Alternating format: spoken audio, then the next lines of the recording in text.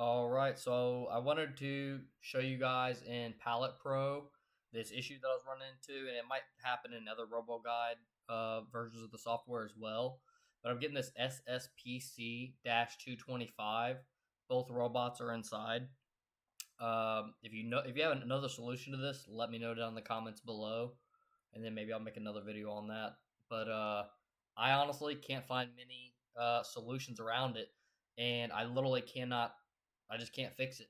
The only way that I've been able to fix it is to reserialize the robot, and it's at least a lot easier than having to recreate my whole work cell, reload in all my unit loads and everything.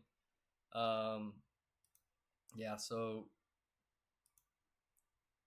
to reserialize your robot, is it in controller? No, not controller. In the robot itself. So right here, you have the option to serialize your robot. Again, my robot's stuck right here, and I can't do nothing with it.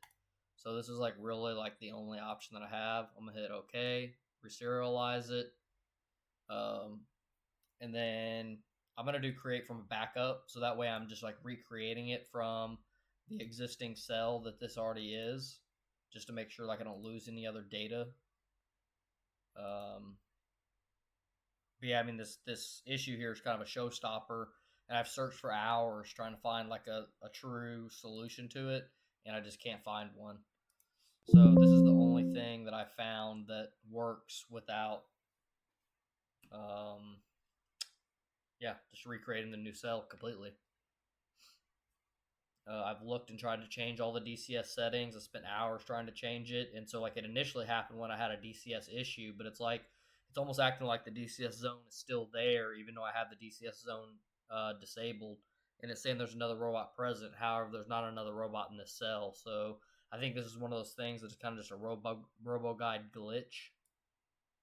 And this is kind of also like a little bit easier way to like recover from like if you have the robot stuck in like a DCS zone and you run into a similar issue with like maybe shutting off a DCS zone just doesn't fix it, or you just have the robot stuck somewhere and you can't get it unstuck for whatever reason it may be. This reserializing robot is potentially one of the easiest ways to go about fixing it. Now, if your backup's old or you made a bunch of changes and stuff like that, then that'll kind of be a pain in the butt if you haven't taken another recent backup of the robot. This is going to take some time. I don't even know if I'll let this finish out because as of right now, I've had to do this a couple times and it's been successful. So I'm just going to go ahead and let it reserialize again. It'll probably should put it back in the initial position, in the perch position up here. And then we should be good to run again. But yeah, I thought I would share that for anybody that's getting stuck, because if not, you're stuck and you can't do nothing else about it. And yeah, you have no solution. And then you can't use RoboGuide. So you got to have the tool to use the tool to get your job done.